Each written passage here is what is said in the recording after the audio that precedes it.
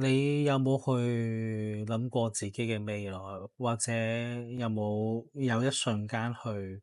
幻想、去預示、去預見你自己嘅未來到底喺邊度做緊啲乜嘢嘢？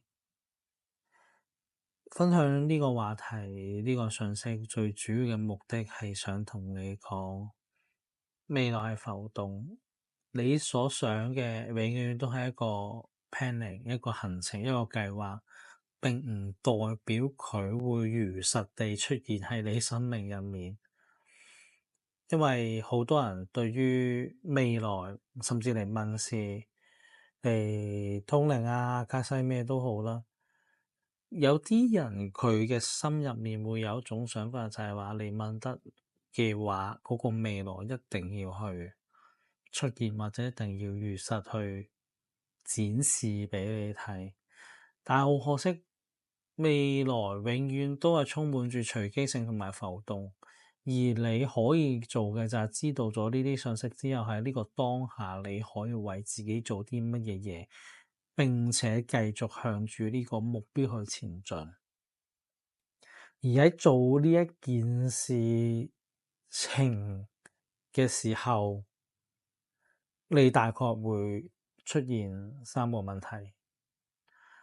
第一個問題，你而家要去嘅未來，即係你去嘅目的地，係咪真係你所想要？例如好多人喺面對選擇嘅時候，係唔知道自己要啲乜嘢㗎，但係就去周圍參考人哋嘅做法。例如可能呢一期興爆炸頭，所以佢走去電爆炸頭。但係當你去做呢件事嘅時候，你可能發現重重難關，你唔知道揾邊個幫你電個爆炸頭先電得靚。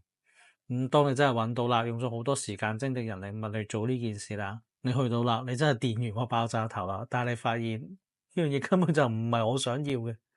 唔係我喜歡我 enjoy 嘅，甚至同我預期或者同我預感預示嘅完全唔係嗰回事。會唔會有呢個可能嘅存在？會有。所以你要喺呢個階段度問自己，呢啲係咪真係你要嘅咧？同埋唔好因為去試完呢樣嘢之後，令到自己感到挫敗。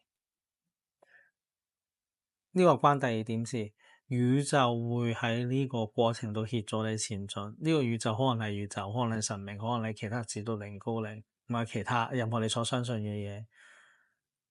我哋會承接第一點，呢樣嘢咪你要嘅，你去咗做咗先知嘛。咁做完之後，第二點佢哋會再拎啲嘢嚟俾你去試，或者係中間出現啲困難，出現啲波折，令到你去問清楚自己我要嘅係啲乜嘢嘢，我係咪依然堅持要行呢個方面，定我要轉彎？好多人會喺呢個階段度感覺到挫敗，或者洩氣，甚至唔想做。因為佢哋只要一去到所謂我付出咗，但我得到嘅嘢唔係我想要嘅時候，就會即刻令自己陷入到個悲谷嘅狀態。佢就令到自己出唔翻嚟，佢就覺得自己成世人玩完。但係佢忽略咗，到底你做緊嘅嘢係你真真正正係你嘅靈魂想要嘅嘢，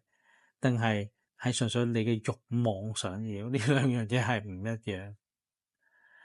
我哋第一個點講過，你要知道自己要啲咩，呢樣嘢係咪你要嘅？喺你唔知自己要啲咩嘅時候，你嘅慾望會出現，你嘅邏輯會出現，會幫你 scan，會幫你掃描，到底周圍有啲乜嘢嘢，考咗個 sample 做個參考，即係好似啱啱嘅爆炸頭呢個舉例子。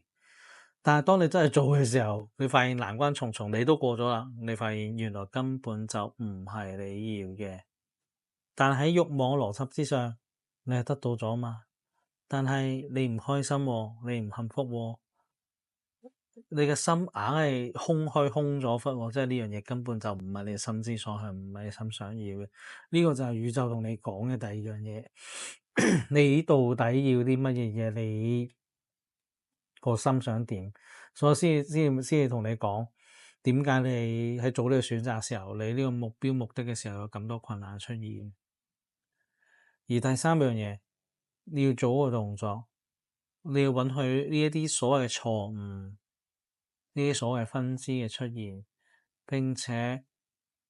要俾個機會自己，俾個機會呢個宇宙，呢個世界，或者你嘅指導靈高靈做啲乜嘢嘢，重新出發。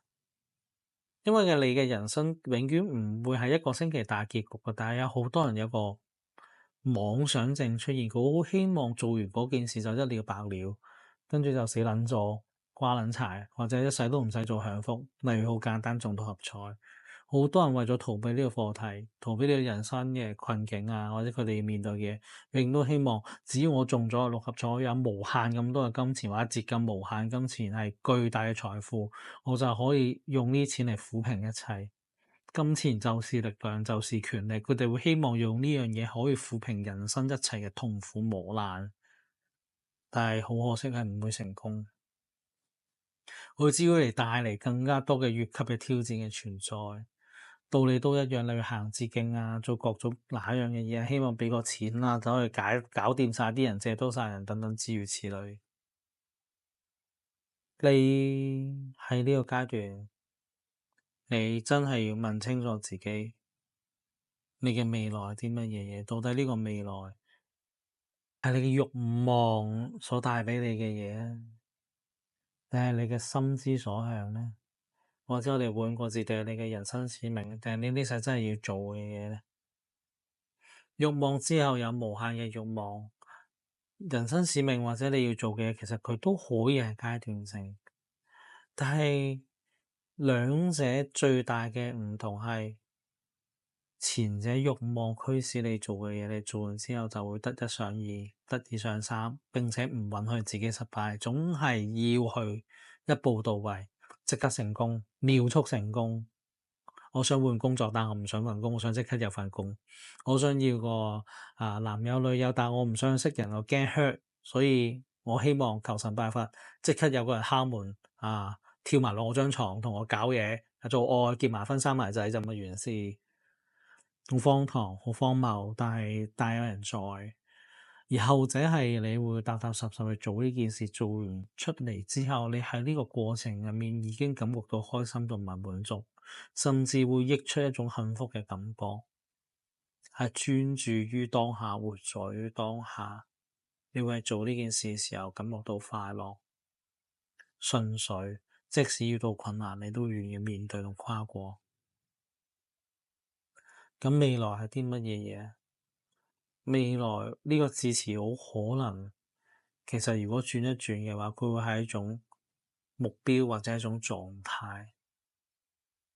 係你要去回應嘅一種狀態，係你要去自問自答